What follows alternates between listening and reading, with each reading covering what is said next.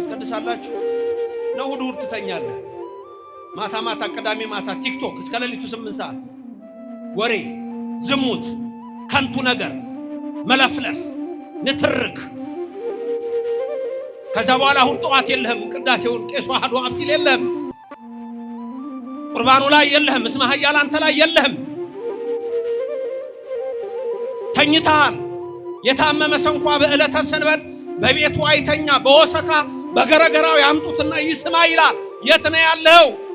ጥበብማ በቀራንዮ አደባባይ ስለኛ እጆቹን የዘረጋው አይሁድ የናቁት ቅዱስ ሚካኤል ዝም ያለው ቅዱስ ገብርኤል ሰይፉን የመዘዘው 13ቱን ሕማማተ መስቀል ታግሶ በቀራንዮ አደባባይ በአምስቱ ቅንዋት ተቸንክሮ የሾህ አክሊል ደፍቶ ጎኑ ተወግቶ በደሙ ፍሰት ያዳነን የአብ ልጅ የድንግል ልጅ ኢየሱስ ነው። ጥበብ የኛ ፈጣሪ የኛ አምላክ ለስም አጠራሩ ክብር ምስጋና ይግባው። ሰዎች ነን፣ እንቆሽሻለን። ልብሳችን እኮ አሁን ካልታጠበ ይቆሻል። ቆሾ ይታጠባል። እኔና እናንተንም በንስሐ ሕይወት የሚያጥብ እግዚአብሔር ከኔና ከናንተ ጋር። የት ነው ወጣቱ ያለው? የት ነው ያለው? ደሞ ነገርኳችሁ፣ ቅዳሴ ነው፣ የእግዚአብሔር በረከት ነው። ስጋው ደግሞ ያልቆረበ ሁሉ ያልተቀበለ ሁሉ ወዴት ነው? እንዴት ነው መንግስተ ሰማያት የሚገባው? መቼ ነው ስጋው ደግሞ የምትቀበሉት? መቼ? ቆይ አንድ ትንሽ የቀረች ነገር አለ ይላል። ምን እንደሚቀር ጻድቅ ሆናለሁ ብለህ ከሆነ ከዚህ በፊትም ነግሬያችኋለሁ፣ እስከምትሞቱ ድረስ ጻድቅ አትሆኑ። ቁርጣችሁ ነው። ከኔና ከናንተ የሚጠበቀው ትንሽ እንባ ናት። ማረኝ ማረኝ ማረኝ ትንሽ እንባ ነች። ይቅር በለኝ ነው። ቀራንዮ ማለት እኮ ይሄ ነው። ለኔና ለናንተ ለበሽተኞቹ የከብቶች በረት መካከል ተወለደ። የከብቶች በረት እኮ እበት አለበት፣ ሽታ አለው። እዛው ሲወለድ የናንተን ኃጢአት አልጸየፈውም ሲላችሁ ነው የድንግል ማርያም ልጅ ከሰማየ ሰማያት የወረደው የኔና የናንተን በደል ሊደመስስ።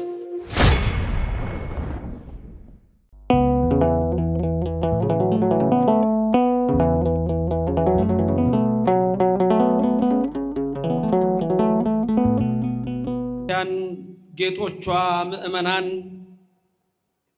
አባቶቼ፣ እናቶቼ፣ ወንድሞቼና እህቶቼ፣ እግዚአብሔር አምላክ የሚወዳችሁ ሕፃናት ጭምር ሰላም እግዚአብሔር ከሁላችን ጋር ይሁን። እንደምን አላችሁ? የአብ ጸጋ የወልድ ቸርነት የመንፈስ ቅዱስ ኅብረት አንድነት በሁላችን ላይ አድሮ ይኑር። ረድኤተ እግዚአብሔርን አጋዥ በማድረግ በዚህ በታላቁ ደብር በቅዱስ ሚካኤል በሴምሲ ደብረ ጽባህ የምንማርበት የትምህርታችን ርዕስ በዚች ዓመት ደግሞ ተዋት በሚል ኃይለ ቃል ይሆናል። ሰው ለሰው አስታዋሽ ነው። ሰው ለሰው አሳሳቢ ነው።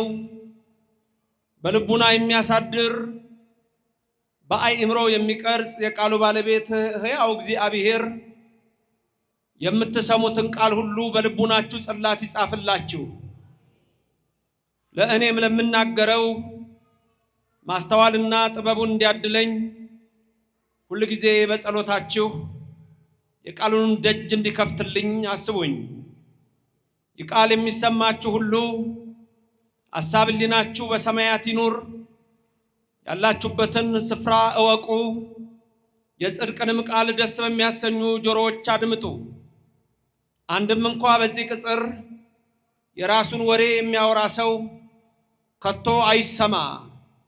ምድርን ባያት ጊዜ እንድትንቀጠቀጥ ለሚያደርጋት ደሴቶችንም ለሚያቀልጠው ኃያልና ብርቱ አምላክ ከዚህ ሰዓት ጀምራችሁ ሁላችሁም ልቡናችሁን ለሰራዊት ጌታ ለእግዚአብሔር አስማርኩ። በዚች ዓመት ደግሞ ተዋት። ቃሉ የመልአክ ነው። ንግግሩ ከእግዚአብሔር ነው። ወንጌሉን የጻፈው ከአራት ወንጌላውያን አንዱ የሆነው በገጸ ንቦሳ የሚመሰለው ጠቢቡ ቅዱስ ሉቃስ ነው። ምሳሌውን የነገረን ራሱ ባለቤቱ ኢየሱስ ክርስቶስ ነው። በልብ መታሰቡ በቃል መነገሩ ከፍ ከፍ ይበል። በሉቃስ ወንጌል ምዕራፍ 13 ላይ ከቁጥር 6 ጀምሮ እስከ 9 ያለ ቃል የምታውቁት ቃል ነው። በዚህም በቅጽር ባላችሁት በዚህም ባሉት ወንድሞቻችን ሚዲያ ለምትከታተሉ ሁሉ ባላችሁበት በእኔና በእናንተ ላይ አምላካችን መንፈስ ቅዱስ ይደር። ቃሉ እንዲህ ይላል። አሜን ላላችሁ አሜን ይበላችሁ፣ አሜን ያላሉትን አሜን ያሰኝልን። የሉቃስ ወንጌል ምዕራፍ 13 ከቁጥር 6 እስከ 9 ይህንን ምሳሌ አለ። ለአንድ ሰው በወይኑ አትክልት የተተከለች በለስ ነበረችው። ፍሬም ሊፈልግባት መጥቶ ምንም አላገኘም። የወይን አትክልት ሰራተኛውንም እነሆ ከዚች በለስ ፍሬ ልፈልግ 3 ዓመት እየመጣሁ ምንም አላገኘሁም፣ ቁረጣት፣ ስለምን ደግሞ መሬቱን ታጎሳቁላለች አለው። እርሱ ግን መልሶ ጌታ ሆይ ዙሪያዋን እስክኮተኩትላትና ፋንድያ እስካፈስላት ድረስ በዚች ዓመት ደግሞ ተዋት። ወደፊት ብታፈራ ደህና ነው፣ ያለዚያ ግን ትቆርጣታለህ አለው። ስለ ቃሉ አምላካችን እግዚአብሔር የተመሰገነ ይሁን። ምዕራፉ ሉቃስ ነው፣ 13 ነው። ወንጌላዊ ማን ነው የሚጽፈው? ሉቃስ ነው። ምዕራፉ 13 ከቁጥር 6 እስከ 9።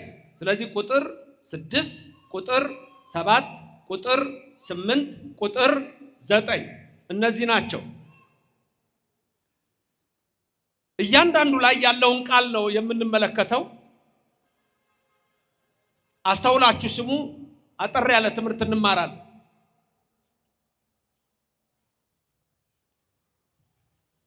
የመጀመሪያው ቁጥር 6 ላይ የምታዩት ይህንን ምሳሌ አለ። ለአንድ ሰው በወይኑ አትክልት የተተከለች በለስ ነበረችው። ፍሬ ሊፈልግ መጥቶ ምንም አላገኘም። ባጭሩ ስንት ሰው እየሰማችሁ ነው? ስንት ሰው? አንድ ሰው ምን ነበረው? በለስ ወይን ነበረው። ከዛስ ፍሬ ሊፈልግ መጣ። አገኘ ወይ? ረከበ? አላገኘም። ወሶበ ይረከበ? ባላገኘ ጊዜ ቁጥር 7 በወይን አትክልት ሰራተኛውን እነሆ ከዚች በለስ ፍሬ ልፈልግ 3 ዓመት እየመጣሁ ምንም አላገኘሁም አለ። ስንት ዓመት እየመጣሁ? 3 ዓመት። ከዛስ አገኘሁ አለ? ምንም አላገኘ። ማን ነው የሚያወራው? የወይን ጠባቂውን የወይን ሰራተኛውን ያወራዋል። ምንም አላገኘሁም አለው። ከዛስ ምን አለው? ግዝማ እንከሰ ከመ ኢታጽር ምድረነ አለው። ምን ማለት ነው? ምድራችንን ሌላውን እንዳታበላሽብን ቁረጣት አለው። የወይን ጠባቂዋ ሰራተኛው ደግሞ ምን አለ? ቁጥር 8 እንዲህ አለ፣ ጌታ ሆይ ዙሪያዋን እስክኮተኩትላትና ፋንድያ እስካፈስላት ድረስ በዚች ዓመት ደግሞ ተዋት አለው። መቼ ተዋት? በዚች ዓመት ደግሞ ተዋት አለው። ቁጥር 9 ወደፊት ብታፈራ ደህና ነው፣ ያለዚያ ግን ትቆርጣታለህ አለው። ወደፊት ብታፈራ ምንድን ነው? መልካም ነው። አለዛ ግን ምን ታደርጋታለህ? ትቆርጣታለህ። አሁን ይሄ አጭር ምሳሌ ነው። በዚህ ውስጥ የምናያቸው ሰዎች አሉ። አንደኛ የወይን አትክልት ባለቤት ወይኗን የተከለ አንድ ሰው ምሳሌ ነው። ሁለተኛ ማንን ነው የምናገኘው? ወይኗን። ሶስተኛ ማን ነው የምናገኘው? የወይኗን ጠባቂ። እነዚህ ናቸው አይደል ዋና ዋናዎቹ። አንደኛ ማን ነው? የወይኗ ተካይ። ሁለተኛ የወይኗ ጠባቂ። ሶስተኛ ራሷ ወይኗ። ከዛ እዚህ ውስጥ የምናየው የወይኗ ባለቤት ስንት ጊዜ መጣ ፍሬ ሊፈልግ? 4 2 3 አገኘ? አላገኘም። ወኢረከበ አላገኘም። ወሶበ ኢረከበ ባላገኘ ጊዜ የወይን ጠባቂዋን ምን አለው? ምን አርጋት? ቁረጣት።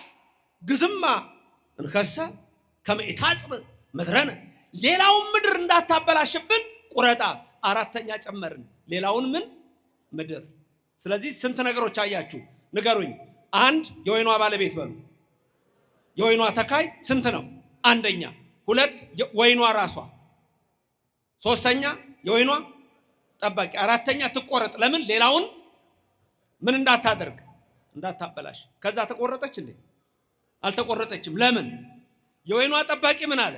በዚች ዓመት ተዋት አለ። ስለዚህ ወደፊት ብታፈራ መልካም ነው፣ አለዛ ግን ትቆርጣታለህ። አለቀ። አሁን ልንገራችሁ።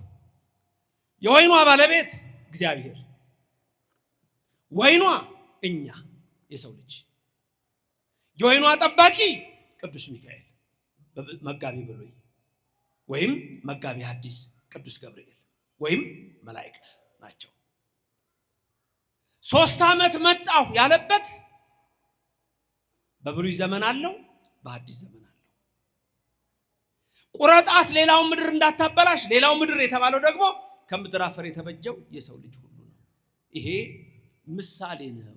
ስለዚህ የምሳሌው ትርጉም ምንድነው የሚለውን ነው የምንማረው። መንፈስ ቅዱስ በእኔም በእናንተ ላይ ይደር። ሲጀምር ገና ምንድነው ያለው? ወመሰለ ሎሙ ነው ብሎ የሚጀምረው። ምሳሌ መሰለላቸው ይላል። በኢትዮጵያ ኦርቶዶክስ ተዋሕዶ ቤተክርስቲያን ውስጥ ምሳሌ እጅግ አለ፣ ምስጢር እጅግ አለ። እያንዳንዱ የምናደርገው ነገር ምሳሌ አለው። ይሄ ሲምቦሊክ ይባላል። ሲምቦሊክ የሆኑ ነገሮች አሉ። ዝም ብለን የምናደርገው ነገር የለም። ለምሳሌ ስንሰግድ አንድ ሰው ልክ ሲሰግድ ምን ይሆናል? ድፍት ይላል አይደል? ከዛስ ብድግ ይላል። ከዛ ተመልሶስ ይሰግዳል። እንደሰገደ ይቀራል ወይስ ይቆማል? ይቆማል። ሁለት ምስጢር። ሲሰግድ እና ብድግ ሲል ከዚያ አፈር አበጀኸኝ ይላል። ተመልሶ ሲሰግድ ደግሞ አፈር ነህና ወደ አፈር ትመለሳለህ የሚለውን ያሳያል። ከዛ ሰግዶ እንደገና ሲቆም ዘላለም ሕያው ታደርገኛለህ ይላል። ክብርና ምስጋና ለእግዚአብሔር ይድረሰው። በኦርቶዶክስ ቤተክርስቲያን ዝም ብሎ የሚደረግ የለም። ይሄን ከዚህ በፊት አስተምሬያችኋለሁ። መስቀል ብዙ ጊዜ ነግሬያችኋለሁ። ደጋግሜ የምነግራችሁ እንድታውቁት ነው። መስቀል ቄስ ነው የሚይዘው? ዲያቆን ነው የሚይዘው? ለምን ቄስ የሚይዘው ለምንድን ነው? ቄስ ብቻ። እሺ ታቦት ስናከብር ቀሳውስት ናቸው ታቦቱን የሚያከብሩት ወይስ ዲያቆናት ናቸው? ዲያቆን ታቦት መንካት ይችላል? መንበሩን እንኳን መንካት አይችልም ዲያቆን፣ ደፋር ባለጌ ካልሆነ በስተቀር። እንደ አሪዎስ የደፈረ ካልሆነ በስተቀር መንበሩን ታቦቱ የሚቀመጥበትን መንበር ዲያቆን መንካት አይችልም። ተመልከቱ። ይሄ መስቀል የኢትዮጵያን ኦርቶዶክስ ተዋሕዶ ቤተክርስቲያን 3ቱን ሕግጋት ያሳያል። 3ቱ ሕግጋት እነማን ናቸው ካላችሁኝ እኒህ ናቸው። 1 ሕገ ልቡና፣ 2 ሕገ ኦሪት፣ 3 ሕገ ወንጌል ናቸው። ላስደግማችሁ። 1 ሕገ ልቡና አፌላችሁም ነው በሰይጣን ተቆልፏል። ተናገራ ታዲያ። 1 ሕገ ልቡና፣ 2 ሕገ ኦሪት፣ 3 ሕገ ወንጌል። እነዚህ እዚህ ላይ ታዋቸዋላችሁ። ይሄ መያዣው ምሰሶ ዋናው ሕገ ልቡና ነው። ሕገ ልቡና ለመላእክትና ለሰው የተሰጠ ነው። ሕገ ልቡናን መላእክት ተጠቅመውበታል። እኛ ግን በሕገ ልቡና ስላልጸናን ሕገ ኦሪትን ጨመረልን እግዚአብሔር። ሕገ ኦሪትን ጨመረና እንደገና ደግሞ ሕገ ኦሪትን ሊፈጽማት ጠላዋን ወደ አካል ሊመልሳት የሰላም አምላክ ኢየሱስ ክርስቶስ ከሰማይ ሰማያት መጣ ወረደ። ከድንግል ማርያም በከብቶች በረት ተወለደ። ይሄ ሁሉ ለኔ ነው፣ ይሄ ሁሉ ላንተ ነው፣ ይሄ ሁሉ ላንቺ ነው። ከሰማይ ወረድኩ አለ። የወረድኩት ደግሞ አለ ለአብርሃም፣ ለይስሐቅ፣ ለያዕቆብ ለጤነኞቹ አይደለም አለ፣ ለኔና ለእናንተ ለበሽተኞቹ። የከብቶች በረት መካከል ተወለደ። የከብቶች በረት እኮ እበት አለበት፣ ሽታ አለው። እዛው ሲወለድ የእናንተን ኃጢአት አልጸየፈውም ሲላችሁ ነው የድንግል ማርያም ልጅ ከሰማየ ሰማያት የወረደው የኔና የእናንተን በደል ሊደመስስ እሱ ወደዚህ ዓለም መጣና ምን አለ? በማቴዎስ 5:17 ላይ እኔ የመጣሁት ሕግና ነቢያትን ለመሻር አይደለም ልፈጽማቸው ነው አለ። በኢትዮጵያ ኦርቶዶክስ ተዋሕዶ ቤተክርስቲያን ብቻ ሕግና ነቢያት ይነገራሉ። ክብርና ምስጋና ለዘላለም አምላክ ይሁን፣ ስሙ የተመሰገነ ይሁን። ሁሉ ነገር ምሳሌ አለው፣ ዝም ብሎ አይደለም። አሁን ዲያቆኑ ተንሱ ለጸሎት ይላል። ዲያቆኑ ተንሱ ለጸሎት ሲል እናንተ ምን ትላላችሁ? ምን እንደምትሉት? እግዚኦ ተሳለነ። ከዛ ቄሱ ደግሞ እጁን ይዘረጋና ምን ይላል? ምን እንደሚለው? አስቀዳሽ ናችሁ? ታስቀድሳላችሁ? ነው እሑድ እሑድ ትተኛለህ? ማታ ማታ ቅዳሜ ማታ ቲክቶክ እስከ ሌሊቱ 8 ሰዓት ወሬ፣ ዝሙት፣ ከንቱ ነገር፣ መለፍለፍ፣ ንትርክ። ከዛ በኋላ እሑድ ጠዋት የለህም፣ ቅዳሴውን ቄሱ አሐዱ አብ ሲል የለህም፣ ቁርባኑ ላይ የለህም፣ እስመ ኃያል አንተ ላይ የለህም። ተኝተሃል። የታመመ ሰው እንኳ በዕለተ ሰንበት በቤቱ አይተኛ፣ በወሰካ በገረገራው ያምጡትና ይስማ ይላል። የት ነው ያለው? ቅዳሴው ሲጀምር እናንተ አትሰሙትም እንጂ ምን ይላል? ስላንተ ካህኑ ሲጸልይ ይላል። ስላንተ ካህኑ ሲጸልይ ሐሳብህን ወደ ያዛና ወደ አታድርግ። ስላንተ መስዋዕት ሲቀርብ መተቁምና ስማ፣ ተቀደስ፣ ተፈወስ። እግዚአብሔር በረድኤት ይጎብኘን፣ በቸርነቱም አይለየን። እና ታዲያ ዲያቆኑ ተንሱ ሲል እናንተ ምን ትላላችሁ? እግዚኦ ተሳለነ። ካህኑ ምን ይላል? ሰላም ለኩልክሙ። ከዛ ትመልሱና እናንተ ምን ትላላችሁ? ምስለ መንፈስከ። እንደሱ ነው። ዲያቆኑ ተንሱ ለጸሎት የሚለው የአዳም ምሳሌ ነው። ተመልከቱ። ወመሰለሎሙ ነው። ሁሉ ነገር በምሳሌ ነው። ዲያቆኑ የማ ምሳሌ ነው? የማ ምሳሌ ነው ዲያቆኑ? የአዳም። አዳም ምን አለ? ተንሱ ለጸሎት አለ። እናንተ ምን ብላችሁ ነው የምትመልሱት? እግዚኦ በአማርኛ ምን ማለት ነው? አቤቱ ይቅር በለን ትላላችሁ። አቤቱ ይቅር በለን የምትሉት እናንተ ደግሞ በሲኦል ውስጥ ያሉ የነፍሳት ምሳሌ ናችሁ። ሰላም ለኩልክሙ የሚለው ቄስ የኢየሱስ ምሳሌ ነው። ካህኑ የያዘውም ስልጣን የኢየሱስ ነው። ካህኑ ኃጢአተኛ ሆነ ጻድቅ ሆነ የምትሰራዋ እሱ ጋር ያለችው ያቺ የኢየሱስ ክርስቶስ ስልጣን ናት።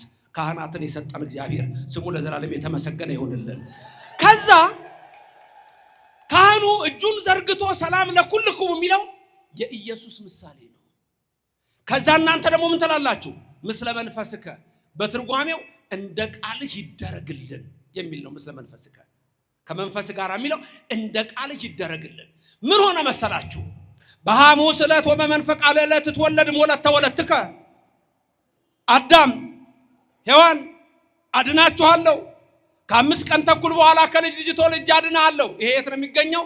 ከ81 መጽሐፍ በሆነው በአንዱ በቀለሚንጦስ ነው የሚገኘው። ቀለሚንጦስ ላይ ነው ይሄ ያለው። ከ5 ቀን ተኩል በኋላ ተወልጄ አድናለሁ። የተለየች ዕለት አለች፣ የተመረጠች ዕለት አለች። ቅዱስ ጳውሎስ ሐዋርያ ብርሃነ ዓለም የገላትያ ሰዎችን ሲያስተምራቸው በምዕራፍ 4 ቁጥር 5 ላይ ምን ይላል? የዘመኑ ፍጻሜ በደረሰ ጊዜ እግዚአብሔር አምላክ ከሴት የተወለደውን ከሕግም በታች የሆነውን አንድያ ልጁን ወደኛ ላከው ይላል። ስንት ልጁን ምን አደረገው? ወደኛ መጥቶ ያዳነን ክብርና ምስጋና ይግባው የዘላለም አምላክ ኢየሱስ ክርስቶስ። አንድያ ልጁን የዘመኑ ፍጻሜ የሚለው 5500 ነው። ከዛ አዳም እችን ዕለት ይጠብቃል። የተፈጠረባትን ያችን ዕለት ዓርብ ዛሬ እኮ ነው አድናለሁ ያለኝ አለና ነፍሳቱ ምን አላቸው? ለጸሎት ተነሱ። ዲያቆኑ ተንሱ ለጸሎት ያለው እሱ ነው። ነፍሳትም ለአባታቸው ለአዳም መልሰው ምን አሉ? ጊዜው እውነት ነውና አቤቱ ይቅር በለን፣ አድነን አድነን አድነን አሉ። ከዛ ኢየሱስ ክርስቶስ ምን አደረገ?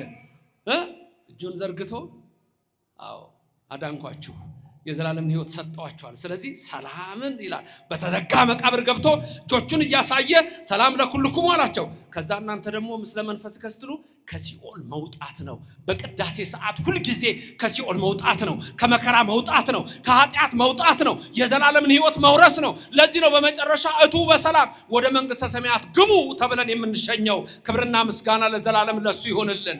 እያንዳንዱ ነገር ምሳሌ አለው። ይሄ መስቀል ያስኩት ሕገ ልቡና ነው። ዲያቆናይዝም ያልኳችሁ ለመሰላችሁ ከታች 4 ማዕዘን ቅርጽ አላት አይደል? እሷ የታቦቱ ምሳሌ ናት። ለዚህ ነው ዲያቆን የማይዘው ታቦት መንካት ስለማይችል እችን አይዝም። አያችሁ? ከላይ ደግሞ ሕገ ወንጌሉ ነው፣ መስቀሉ ነው፣ ደሙ የፈሰሰበት ነው።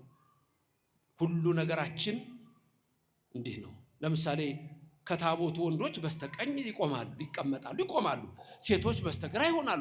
ይሄ ደግሞ ምንድነው? ምሳሌው በኖህ መርከብ ውስጥ የሆነው ነው። ኖህ አጽማ አበውን በመካከል አደረገ። ከዛ በኋላ ወንዶቹን በዚህ ሴቶችን በዚህ አደረገ። ስለዚህ በመቅደሱ ሁሉ ጊዜ ስትቆሙ ወደዚህ ፊታችሁ ሲሆን ሴቶች በምን ይሆናሉ? በስተቀኝ፣ ወንዶች በምን ይሆናሉ? በስተግራ። ራቱ ታቦቱ ደግሞ ሲያችሁ ወንዶች ቤት ይሆናሉ በስተቀኝ፣ ሴቶች ቤት ይሆናሉ በስተግራ። ይሄ እያንዳንዱ ነገር ያለው በኢትዮጵያ ኦርቶዶክስ ተዋሕዶ ቤተክርስቲያን ብቻ ነው። በዚች እምነት ውስጥ ያደረገን እግዚአብሔር ስሙ የተመሰገነ ይሆንልን። ወደ ሉቃስ 13 ቁጥር 6 እንመለስ። ስንት ሰዎች ወይን ተከሉ? ስንት ሰዎች ወይን ተከሉ አላችሁ? ስንት ሰው? አንድ ሰው የተባለ ማን ነው? እግዚአብሔር። ወይን የተባለ ማን ነው? እኛ። እግዚአብሔር ሰውን ፈጠረ። በቃ የመጀመሪያው ትምህርታችን እግዚአብሔር ሰውን ፈጠረ ነው። እያንዳንዳችን እኛ ምንድነን? ፍጡር ነን። ለስም አጠራሩ ክብር ምስጋና ይግባው። ማን የፈጠረን? እግዚአብሔር። 4 ጥያቄዎችን መመለስ ይኖርባቸዋል። 4 ወሳኝ ጥያቄዎች። እነዚህ 4 ወሳኝ ጥያቄዎች ከባድ ናቸው። ምን ናቸው 4ቱ ጥያቄዎች? ከኔ ቀጥላችሁ ተናገሩ። እኔ ማን ነኝ? መምህር ዘበነ ከኔ ቀጥላችሁ በሉ ነው ያልኩት። እኔ ማን ነኝ? ከየት መጣሁ? እዚህ ምን እሰራለሁ? መጨረሻዬ ወዴት ነው? እነዚህን 4 ጥያቄዎች በጣም ከባድ ናቸው። ያዟቸው። አንደኛ እኔ ማን ነኝ? It's a question of identity ይባላል። It's a question of identity። ይሄ ፊሎሶፊካል ነው፣ ሪሊጂየስ ፊሎሶፊ ነው፣ ወሳኝ ነገር ነው። Who am I? እኔ ማን ነኝ? ምንድን ነኝ? መልሱ ፍጡር ሰው ነኝ። ምሳሌ መሰለላቸው። አንድ ሰው የወይን አትክልት ነበረችው፣ ተከለ፣ ይሄንን ምድር ፈጠረ፣ ሰውን ፈጠረው። ምሳሌ 9:1 ጥበብ ቤቷን ሰራች፣ 7 ምሰሶች አቆመች፣ ባሮቿን በረጅም ስብከት ላከች፣ ወይኗን ጠመቀች፣ ፍሪዳዋን አረደች ይላል። ጥበብ ቤቷን ሰራች። አንቺ አላት። እግዚአብሔር አንቺ የሚባል አይደለም፣ ግን በእኛ ትምህርት አንተ አቡነ ወአንተ እምነ እንለዋለን። ተናገሩ። አንተ አቡነ ወአንተ እምነ። ምንድን ነው ያላችሁት? አንተ አባታችን ነህ፣ አንተ እናታችን ነህ። ሩህሩህ የሆነ እግዚአብሔር ለስም አጠራሩ ክብር ምስጋና ይግባው። እግዚአብሔር አምላክ ይሄንን ዓለም ፈጠረው፣ ይሄንን ዓለም ወለደው ልንል እንችላለን። ፈጠረው። ስለዚህ ምን ይላል ሶሎሞን በጻፈው መጽሐፍ? ጥበብ ቤቷን ሰራች ማለት ጥበብ እግዚአብሔር ጥበብሰ መድኃኒነ ውእቱ ይላል። የኤጲፋኒዎስ ቅዳሴ ሲቀድሱ ስትሰሙ ጥበብሰ መድኃኒነ ውእቱ አለ። ጥበብሰ መድኃኒነ ውእቱ ዘቤዘወነ እንዲህ ያለ ይላል ቄሱ።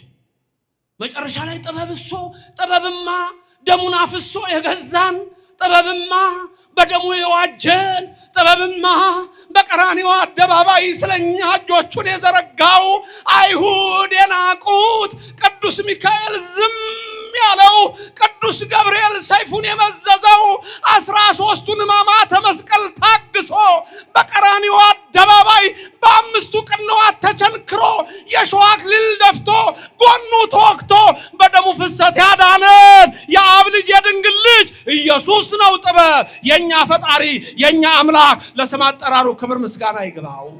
ሰባቱን ምሰሶቿን ሰባት ምሰሶች ይውላችሁ። መጀመሪያ ጥበብ ቤቷን ሰራች፣ ይሄንን ዓለም ሰራን። ቤት ይሄ ዓለም ነው። ሰባት ምሰሶ ደግሞ ስንት ቀኖች አሉ? ስንት ቀኖች አሉ? ሰባት። ከምን ቀን ይጀምራል? እሁድ 1፣ ሰኑይ 2፣ ሰሉስ 3 እያለ አይደል የሚቀጥለው እስከ ቀዳሚ ሰንበት ድረስ። ፍጥረት የጀመረው መቼ ነው? እሁድ ቀን። ተመልከቱ፣ ስንት ናቸው? ሰባት። የኢትዮጵያ ፊደል ስንት ነው መሰረቱ? ሰባት። ስትማሩ ምን ነበር የምትሉት? ህፃኑ ናቸው የተማረ ቄስ ትምህርት ቤት የተማረ እስቲ ቄስ ትምህርት ቤት የተማረ ሌላው ውሃ ተገልብጦ በሆነበት ዘመን የተማረው ማለት ነው። ምን ነው ያላችሁ የተማራችሁት? ሀግዕዝ ሁካዕ ሂሳልስ ንገሩኛ። ሀራብ ሄሃምስ ህሳድስ ሆሳብ አይደል? እንዴት ያይዘን ልጃችሁ ሆነን በቃ መርጌታ ጽጌ ጋኛ የንታረገው የናችሁ ፊደል ያስቆጠሩኝ አባ ሰላም ስንጀምር እንዴት ያይዘው በቃ ሀግዕዝ ሁካዕ ሂሳልስ እንላለን። ሀ አንድ ማለት ነው። ሁ ሁለት ማለት ነው። ከዛ ሰባቱን ምሰሶቿን አቆመች። ሰባቱ ዕለታት አንድ ሰንበት። እነዚህ ዕለታት እየተቀያየሩ ወራት አውራህ ከዛ ወደ ዓመት ይሄዳሉ። የሚገርም ግን ልንገራችሁ፣ ፊደሉ ዲሲማል ፖይንት ሁሉ ልታወጡ ይችላላችሁ። ለምሳሌ ሀ 1 ነች፣ ሁ 1.2 ነች፣ ሂ 1.3፣ ሀ 1.4፣ ሄ 1.5፣ ህ 1.6፣ ሆ 1.7። ለስንት ነች? 2። ሉ 2.2፣ ሊ 2.3። ቤተ ክርስቲያን ትምህርት እናንተ ግሩም እኮ ነው። ፊደላችን ራሱ እኮ ሚስጥር ነው። ቆይ ሌላ ልንገራችሁ እንጂ ገና ጨምርላችኋለሁ። መንፈስ ቅዱስ በእኔም በእናንተ ይደር። ሀ የማ ምሳሌ ነው? የአብ። ሀ የማ ምሳሌ ነው? የአብ። ሁ የማ ምሳሌ ነው? ቀጥሏ የወልድ። ትንሽ ከነገሯችሁ መሄድ እኮ ነው እናንተ። ሂ የማ ምሳሌ ነው? የመንፈስ ቅዱስ ሚስጥረ ሥላሴ። ሀ የአብ፣ ሁ የወልድ፣ ሂ የመንፈስ ቅዱስ። ሀ ራብም የሚስጥረ ስጋዌ። ተመልከቱ፣ ሰባቱ ሚስጥራት፣ ሰባቱ ዕለታት። ሀ ራብ የሚስጥረ ስጋዌ፣ ሄ የሚስጥረ ጥምቀት። ሚስጥራቱን አታውቁም እንዴ? ነው አልተስማማችሁም? አልተስማሙም እንዴ? መምህርዬ አልተስማሙኝም እንዴ? ሰዎች እየተስማሙ ነው። እየነገርኩ ነው ለመምህራችሁ። ሀ የማ ምሳሌ ነው? ንገሩኛ። የአብ፣ ሁ፣ ሂ። ሀ ሚስጥረ ስጋዌ፣ ሄ ሚስጥረ ጥምቀት፣ ህ ሚስጥረ ቁርባን፣ ሆ ሚስጥረ ትንሣኤ ሙታን። ኦርቶዶክስ ይችናል፣ ተዋህዶ ይችናል፣ ክርስትና ይችናል። በእያንዳንዱ ነገር የፊደል ትምህርት ረቂቅ ነው። በዚህ ቤተ ክርስቲያን ያደረገን ስሙ የተመሰገነ ይሁን። ስለዚህ እግዚአብሔር ኢየሱስ ክርስቶስ ምን አለ? አልፋ ወኦ እኔ ነኝ አለ። አልፋ ኦ፣ አልፋ ኦሜጋ የግሪኩ ነው። በእኛ አልፋ ወኦ ነው። አልፋ አሌፍ ነው። አሌፍ ከሱ በፊት ምንም ፊደል የለም። ከአ በፊት ምንም ፊደል የለም። ከሀ በፊት ምንም ፊደል የለም። አልፋ እኔ ነኝ። ከኦ በኋላ ምንም ፊደል የለም። አልፋና ኦሜጋ እኔ ነኝ። ዓለማትን የፈጠርኩ እኔ ነኝ። ሰማያትን የዘረጋሁ እኔ ነኝ። ምድርን በኋላ ያጸናሁ እኔ ነኝ። ሰባቱን ሰማያት የሰራሁ እኔ ነኝ። የሰው ልጅ የፈጠርኩ እኔ ነኝ። ከሱ ውጪ ፈጣሪ የለም። መኑ ይመስለከ እምናማልክት እግዚኦ። የዚህ ዓለም ጣዖታት፣ የዚህ ዓለም መሪዎች አንድ ብርጭቆ ውሃ ማምጣት አይችሉም። የኔና የናንተ አምላክ የሰራዊት ጌታ ኢየሱስ ክርስቶስ ሰማይን የዘረጋው ነው። ምድርን የመሰረተው ነው። አሕዛብን ሁሉ በገንቦ ውስጥ እንዳለች ትንሽ ጠብታ፣ በሚዛን እንዳለች ትንሽ ትቢያ የሚያይ የኔና የናንተ አምላክ ስሙ እግዚአብሔር ነው። ለዘላለም የተመሰገነ ይሁንልን። ስም አጠራሩ ክብር ምስጋና ይግባው። አልፋ ኦ። 4 ጥያቄዎች። አንደኛ የሉም፣ እነዚህ ሰዎች የሉም። አንደኛ እኔ፣ ሁለተኛ ከየት። የመጀመሪያው question of identity ይባላል። ሁለተኛው ከየት መጣሁ ደግሞ question of origin ይባላል። መነሻ ሶስተኛው እዚህ ምን እየሰራሁ ነው? እሰ question of purpose ነው። ፐርፐዝ ነው። ምንድነው ማረገው? እዚህ ምንድነው ፐርፐዝ? ጫት መቃም፣ ሲጋራ ማጨስ፣ መስከር፣ መጠጣት፣ መነታረክ፣ መጣላት፣ ርኩሰት፣ ጣዖት፣ አድመኝነት፣ ሴረኝነት፣ ከንቱ ስራ ምንድነው የምትሰራው እዚህ? ወይስ ፍሬ ማፍራት? the question of purpose ምንድነው ማረገው እዚህ? አራተኛው ጥያቄ መጨረሻዬ ወዴት ነው? the question of destination ነው። እነዚህ አራት ጥያቄዎች በትክክል መልስ የሚያገኙት በኦርቶዶክስ ተዋሕዶ ቤተክርስቲያን ነው። ማንነኝ? ፍጡር። ከየት መጣሁ? ከፈጣሪ። እዚህ ምን እሰራለሁ? አዳምና ሔዋን ሳቱ፣ መጣሁ። ከዚህ በኋላ ደግሞ የሚያድነኝ አምላክ አለኝ። መጨረሻዬስ ወዴት ነው?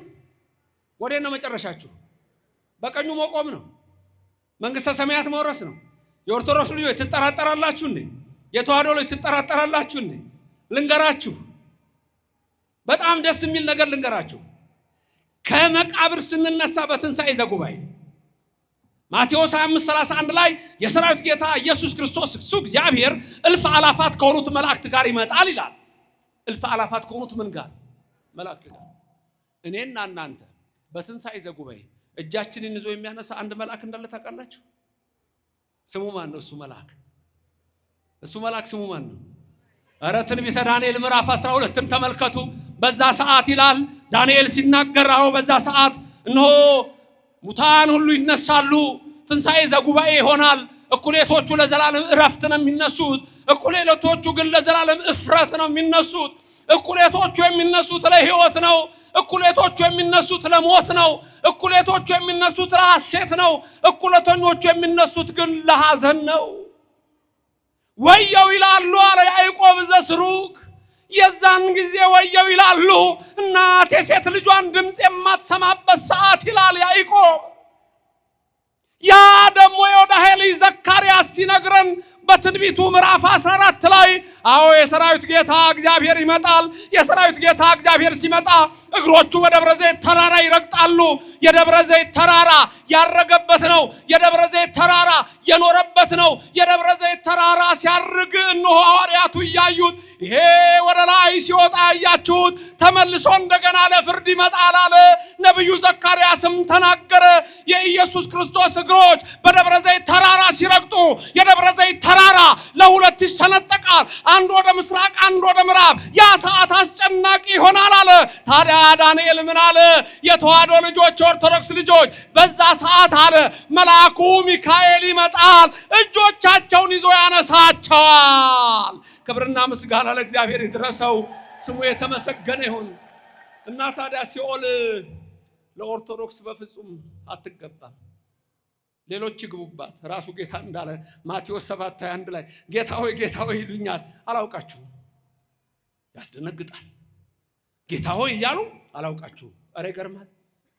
እውር አብርተን አላውቃችሁም። ማቴዎስ 7:21 ለምጻም አንጽተን በስምህ አላውቃችሁም። ማን ነው ያን የሚያደርገው? የተዋሕዶ ልጆች እግዚአብሔር የነገራችሁን ያዙ። ቆይ እስቲ እኔና እናንተ የፈለጋችሁትን ብትሉ የምንሄደው የት እንደሆነ ታውቃላችሁ? ድንግል ማርያም ያለችበት ነው የምንሄደው። ክብርና ምስጋና ይግባው እግዚአብሔር። ድንግል ማርያም ያለችበት እንሄዳለን። ስሟን ጠርተህ የትም አትወድቅም። ግድ የለም። ሚካኤል ምን ይልሃል መሰለ? በዚች ዓመት ተዋት፣ በዚች ዓመት የንስሐ ሕይወት ለሁላችን። በንስሐ ሕይወት ውስጥ ያለ ሰው ሲኦልን አያትም። ያ ነው የኔና የናንተ ተስፋ። የኔና የናንተ ተስፋ የንስሐ እንባ።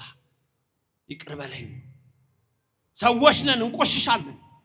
ልብሳችን እኮ አሁን ካልታጠበ ይቆሻል፣ ቆሾ ይታጠባል። እኔና እናንተንም በንስሐ ሕይወት የሚያጥብ እግዚአብሔር ከኔና ከናንተ ጋር ይሁን። አንድ ሰው ነበረ፣ የወይን አትክልት ተከለ፣ ሰውን ፈጠረ፣ ጠባቂ ያደረገ።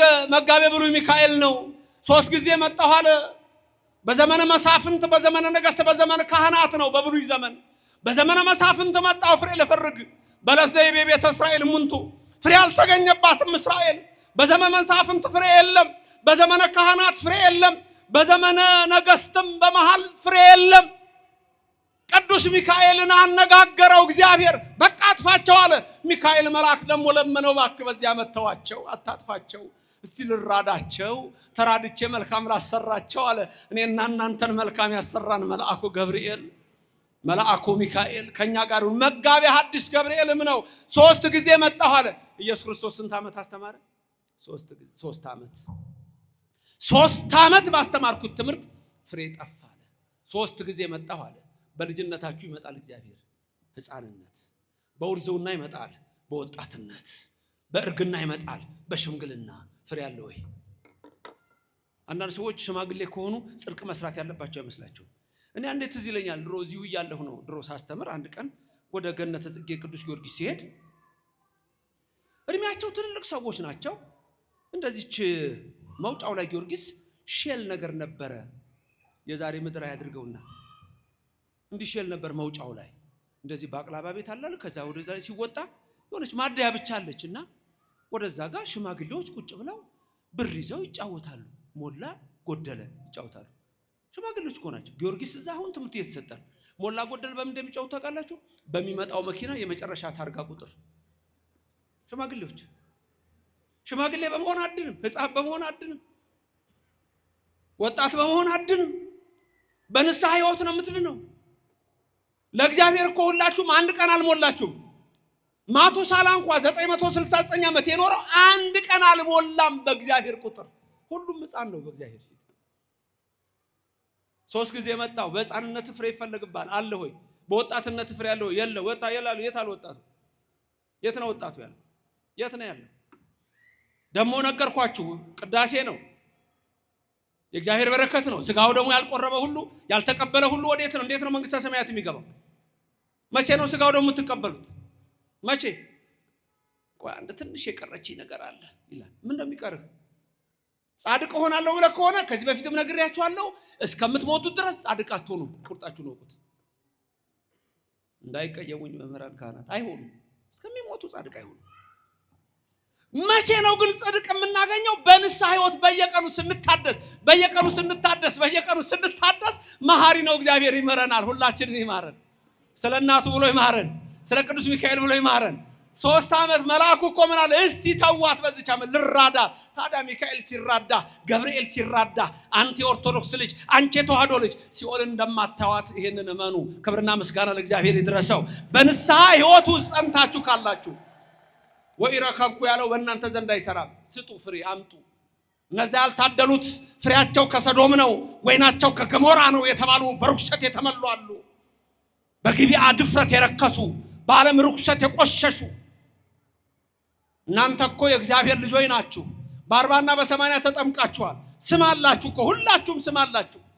ስማችሁንም ያውቀዋል እረኛው። ዮሐንስ ወንጌል ምዕራፍ 10 ላይ ምን ይላል? ኖላዊ ሄር ኢየሱስ ክርስቶስ በጎቼን በየስማቸው አውቃቸዋለሁ፣ እነሱም ድምፄን ያውቃሉ፣ ይከተሉኛል እና የዘላለም ሕይወት ሰጣቸዋለሁ። አረ ነው ከሌላ በረት የሆኑ አሉኝ ገና አመጣቸዋለሁ ይላል። በየስማችሁ የሚያውቃችሁ እግዚአብሔር ስሙ የተመሰገነ ይሁን።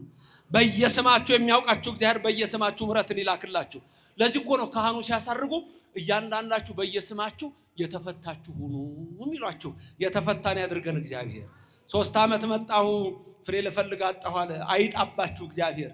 ፍሬ በእጃችሁ ይሁን፣ በልቦናችሁ ይኑር፣ ባይኖራችሁም ይኑር። ያም የንስሐ ሕይወት ነው። ሲበዝቻ መተዋት የተባለው እንዴት እንደሚያማልደን እንድታዩ የሚያሳይ ትምህርት ነው። ስለዚህ እኔና እናንተ በዚህ ሕይወት ውስጥ ተመላልሰን የእግዚአብሔር በረከት እንድናገኝ የአምላክ ቅዱስ ፍቃድ ይሆንልን። በረድኤትም አይለየን፣ ከክፉ ነገርም ይሰውረን። የሰማነውን ሁሉ በልቡናችን ያሳድርልን።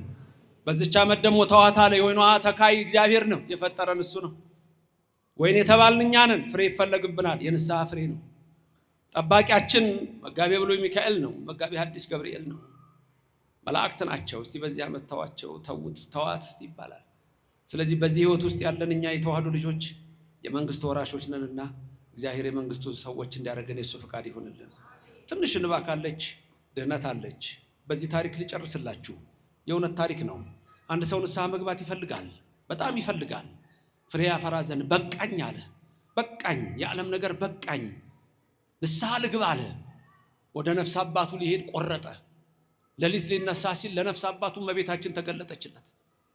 እመቤታችን ተገለጠችና ጽዋ ሰጠችው። አንድ ሰው ይመጣል ወደ አንተ፣ የሱ ንስሐ ነው፣ ይሄን ጽዋ ውሃ ሙላ በለው። በቃ ልክ እመቤታችን ይሄን ብላው ያ ሰው ደረሰ ወደ ነፍስ አባቱ። አባቴ ኃጢአቴ በደሌ የበዛ ነው፣ ቀኖና ስጠኝ አለው። እሺ ልጄ ያንተ ቀኖና ይሄ ነው፣ እችን ጽዋ ውሃ ሞልተና አለው። በቃ በዚህ ነው የሚመረኝ አለ። አዎ በዚህ ነው የሚመርህ አለው። ደስ አለው። ታዲያ ከወንዝ ነው የምትቀዳው አለ። እሺ ወደ ወንዝ ሄደ። ሲሞላት አትሞላም፣ ቀርታለች ትንሽ። ሞልተና ነው ያለው። ወደ ምንጭ ይሄዳል፣ ወደ ወንዝ ይሄዳል፣ ወደ ሐይቅ ይሄዳል፣ ወደ ባህር ይሄዳል። አልሞላም ማለት ተንከራቶ ተንከራቶ ተንከራቶ ወደ ነፍስ አባቱ ተመልሶ አባቴ ኧረ ምን አይነት ጽዋ ነች አልሞላ እኮ አለች። እና እንዴት ነው አለው። አይ ልጄ እኔም ታዝዤ ነው እና እግዚአብሔር አይመረኝም ይሄን ካልሞላ አለ። ልጄ እኔም ታዝዤ ነው። የሚቀበለውም አልመሰለው። አልሞላ እኮ አለኝ አለው። ልጄ እኔም ታዝዤ ነው። የሚቀበለው አልመሰለው።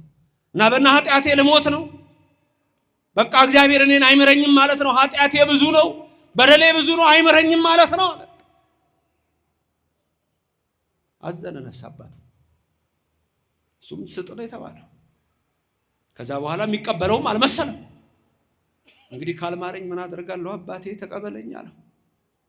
ካህኑም እጁን ዘርግቶ ሊቀበለው ሲል ከልቡ ፈነቀለውና በቃ አይመረኝም ምን ብሎ እንባው ባይኑ ቢፈስ አንዲት እንባ ተፈናጥቃ ወደ ጽዋው ብትሞላ ጽዋው ይዛን ጊዜ ሞልቶ ተረፈ። ክብርና ምስጋና ለእግዚአብሔር ይድረሰው። ከኔና ከናንተ የሚጠበቀው ትንሽ እንባ ናት። ማረኝ ማረኝ ማረኝ የምትል ትንሽ እንባ ነች። ይቅር በለኝ ነው። ቀራንዮ ማለት እኮ ይሄ ነው። ሁሉ ነገር ሲጀምር በምሳሌ ነው ብያችሁ የለ። የመጨረሻ እግዚኦታ ስንቴ እንደሚባል በሱ ልጨርስ። ማረኝ ነው አይደል? እግዚኦ እግዚኦ እግዚኦ እግዚኦ እግዚኦ ባህርነ ክርስቶስ አይደል? እያለ ካህኑ ያዘማል። ስንት ጊዜ ነው በአብይ ዜማ መጀመሪያ የሚያዘመው ካህኑ? እናንተ የምትቀበሉ ስንት ጊዜ ነው? ቄሱ ስንት ያዘማል? 3። እናንተ ስንት ታዘማላችሁ? 3 ሲደመር 6። ከዛ እንደገና 3 ጊዜ የመጀመሪያው ላይ እግዚኦ ብሎ አንድ ነው የሚለው 3 ይላል። 3 ሲደመር ስንት አመጣን? 6። ቀጥሎ ደግሞ እግዚኦ መሐረነ ክርስቶስ እግዚኦ መሐረነ እያለ አንዴ ሲያዜም በውስጡ ስንት ጊዜ ነው እግዚኦ መሐረነ ክርስቶስ ያለው? 5 ጊዜ ነው። እሱ ጋር 5 ጊዜ ነው። እግዚኦ ቁጠሩ። እግዚኦ መሐረነ ክርስቶስ እግዚኦ መሐረነ ክርስቶስ እግዚኦ እያለ መሐረነ ክርስቶስ እግዚኦ መሐረነ ክርስቶስ እግዚኦ መሐረነ ክርስቶስ እግዚኦ 5 ጊዜ። ስንት ይለዋል? 3 ጊዜ። 3 ጊዜ 5 ስንት ይመጣል? 15። እናንተም 3 ጊዜ ስንት ትላላችሁ? 3 ጊዜ 5 ስንት? 15። 15 የቄሱ 15 የእናንተ ሲደመር ስንት ይመጣል? 30። ከፊት ስንት አለችን? 6። 30 እና 6 ስንት ይመጣል? 30 እና 6 36። ቁጥር ጠፋ እንዴ? ቁጥር ድሮ እኮ ቁጥር ስም ሁሉ እኮ እስከ ሚሊዮን ነበረ። ሚሊዮን እኮ ትልቅ ስም ነው። አሁን እኮ ሚሊዮን ትርጉም አጥቷል። ኢትዮጵያ ውስጥ ነው። ሌላ ቦታ አላጣም። የትኛውም ዓለም አላጣም። ሚሊዮን ኢትዮጵያ ውስጥ ነው ያጣው። ምሕረቱን ይመልስልን። ስንት አመጣን ቁጥሩን? መጀመሪያ ቄሱ ስንት? 3።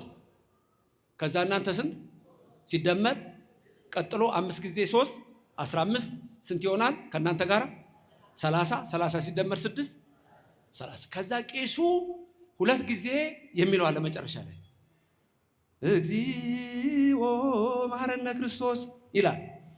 ስንቴ? 2። እናንተ ስንቴ? 2። መጨረሻ ብቻውን ይላል እግዚኦ መሐረነ ክርስቶስ ይላል። እሱ ላይ እናንተ ትላላችሁ አትሉ? እሺ የመጀመሪያ ቄሱ 2፣ ከዛ እናንተ 2 ስንት ይመጣል? 4። በፊት ስንት ነው ያለን? 36 እና 4 40 ብቻዋን የሚላት ደግሞ የለችም። አንድ ላይ ስንት ይመጣል? 40። ጌታን የገረፉት ከ40 ትርፎ አይደል 40። ያ ደግሞ እግዚኦ ማለት ማረ ለቅሶ ነው። ዲያቆኑ ደግሞ ምን ያደርጋል? በዛ ሰዓት ምርዋ ይመታል። መረዋ ደወል አይደወልም። የመላእክት ለቅሶ ነው። የእመቤታችን ለቅሶ ነው። ኦርቶዶክስ መሆን መታደል ነው። እንባ ነው። የነፍስ ህይወት ይሄ ነው። የንስሐ ህይወት ይሄ ነው። በዘማ እንከሰ ከመይታጽ ምድረን የሚለው ለእናንተ አይሰራም። ፍሬ ማፍራት ነው። የፍሬ ሰዎች ያርገን። አዛኝቱ ድንግል ማርያም አትለየን። ሊቀ መላእክት ከሁላችን ጋር ይሁን። ዘማሪዎች ስላሉ ትምህርቱን አጠር አድርጌያለሁ። አንዳንድ መዘመር ስላለባቸው ነው። ለመምህርም ነግሬያቸዋለሁ። የሰማነውን በልቡናችን ያሳድርልን። እግዚአብሔር በረድኤቱ አይለየን። ልዑል እግዚአብሔር ይባርካችሁ ይቀድሳችሁ። ድንግል ማርያም በቀኝ በግራ ትቁምላችሁ፣ ከፊት ትምራችሁ፣ ከኋላ ትከተላችሁ። በልቡናችን ከልጇ ጋር ነግሳ ለዘላለም ትኑርልን። መዋዕለ ጾምን አስፈጽሞ ለብርሃነ ትንሣኤው እንዲያበቃን የእሱ ቅዱስ ፍቃድ ይሁንልን። ክብርም ምስጋናም ሁሉን ለሚችል አዶናይ ኤልሻዳይ እግዚአብሔር ይሁን። ከሰማየ ሰማያት ወርዶ ደሙን አፍስሶ ያዳነን ክብር ምስጋና ይግባው። በቅዱስ ሚካኤል በቅዱስ ገብርኤል በመላእክት የሚራዳን እግዚአብሔር ክብር ምስጋና ይግባው። አያችሁ ሚካኤል ስለናንተ እንዴት እንደሚለምን። በዚች ዓመት ደግሞ ተዋት መልአኩ ነው ያለው። አሜን ይደረግልን። ክብርም ምስጋናም ለኃያሉ አምላክ ለእግዚአብሔር